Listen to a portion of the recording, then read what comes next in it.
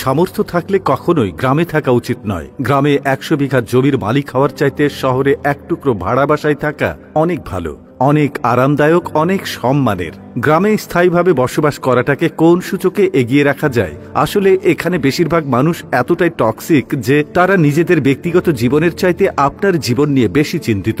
আপনার চুল বড় কেন, অনার্সে পড়া সত্ত্বেও মেয়ের বিয়ে দেয় না কেন, ২৫ বছর বয়সে আপনি বেকার কেন, আপনার কোনো ব্যাচমেট বা আপনার সমবয়সী কেউ যদি বিদেশে গিয়ে লাখ লাখ টাকা কামায় তাহলে আপনি এখনো পড়াশোনা করছেন কেন, এসব আজগুবি বিষয় নিয়ে তাদের অনেক টেনশন। গ্রামের সব থেকে বোকা মানুষটাও শহরের মানুষকে এক হাটে ৩ বার বিক্রি করতে পারবে। সামান্য জমি জমা নিয়ে যে কূটনৈতিক খেলা চলে গ্রামের মুরব্বীদের মাথায়, তা আন্তর্জাতিক কূটনীতিকদের মাথায়ও খেলবে না। আপনি পুকুরে যত্ন সহকারে মাছ চাষ করবেন, একদিন ঘুম থেকে উঠে দেখবেন সব মাছ মরে ভেসে আছে। আপনি কিছু নতুন ফুল ফলের গাছ রোপণ করবেন, সকালে দেখবেন গাছের গোড়া থেকে ভেঙে রাখা হয়েছে। এমনকি আপনার বোনের কিংবা মেয়ের বিয়ে ঠিক করবেন, সহজ সরল কেউ একজন নিজে সিএনজি ভাড়া করে যে বরপক্ষের কাছে দুর্নাম করে বিয়ে ভেঙে দেবে। মাঝে মধ্যে তারা এমন কিছু বিষয় নিয়েও চিন্তিত হয় যেসব বিষয় নিয়ে আপনার ফ্যামিলি মাথায় ঘামায় না। গ্রামের টক্সিসিটির আরো একটি বিরাট পার্ট হচ্ছে ঝগড়া। আপনি এমন কোনো বাড়ি খুঁজে পাবেন না যেখানে জায়গা জমি নিয়ে বিবাদ বা বিরোধ নেই। প্রত্যক্ষ এবং পরোক্ষভাবে এই ফ্যামিলি সেই ফ্যামিলি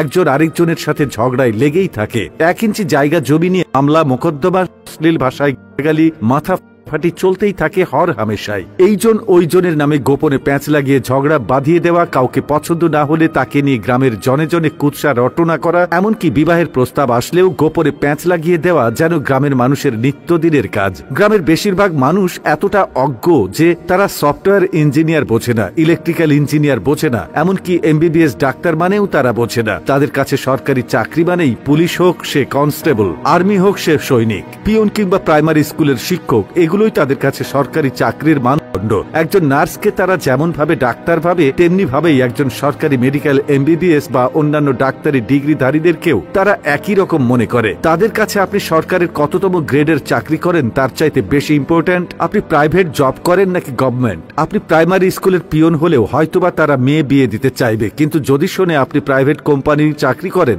সে চাকরি যতই ভালো হোক তারা আমতা আমতা করবেই। তাদের কাছে আপনার উচ্চশিক্ষা গ্রহণের চাইতে আপনার যে বন্ধু এসএসসি পরীক্ষার পরে সৈনিক, কনস্টেবল কিংবা বিদেশের লেবারে কাজ করতে গিয়েছে তাদের দাম অনেক বেশি। আর টক্সিসিটির সবচেয়ে বিরক্তিকর আরেকটা পার্ট হচ্ছে গ্রামের চায়ের দোকানগুলো। প্রতিটি চায়ের দোকানে চায়ের কাপের চুমুকেই উঠে দিয়ে, যেখানে কার বউয়ের বাচ্চা হচ্ছে না, কার বউ কার সাথে কথা বলেছে, কার ছেলে মেয়ের বিবাহ হচ্ছে না, সেসব থেকে শুরু করে রাজনীতি, অর্থনীতি, খেলাধুলা কোনোটারই গবেষণা বাকি থাকে না, যার অধিকাংশই আবার গুজব। গ্রামের মানুষ যে কি চিজ, পরনে লুঙ্গি আর আলাভোলা একখান হাসি দেখে কাউকে সহজ সরল ভাববেন না। তামাম দুনিয়াটা মেলা ক্রিটিক্যাল ডিপ ফোকাস না করলে টেরি পাবেন না। এত সবের মাঝেও আপনার গ্রামে কিছু শুভাকাঙ্ক্ষী থাকে যারা আপনাকে বোঝার চেষ্টা করে, যারা অন্যের জীবন নিয়ে এতটা আগ্রহী বা উৎসাহী নয়। তারা মানে যে উচ্চশিক্ষা গ্রহণের চাইতে বিদেশ চলে যাওয়া কিংবা কোনো কাজে লেগে পড়া কখনো বেটার অপশন নয়, যারা কিনা চায়ের কাপে মিথ্যা ও গুজবের ধোঁয়া ওঠায় না, তাদেরকে স্যালুট। তারা আজীবন সম্মান প্রাপ্য। কথাগুলো বলার উদ্দেশ্য কাউকে তিক্ততার মধ্যে ফেলা বা কাউকে কষ্ট দেওয়া নয়। সবাই ভালো থাকবেন, ধন্যবাদ।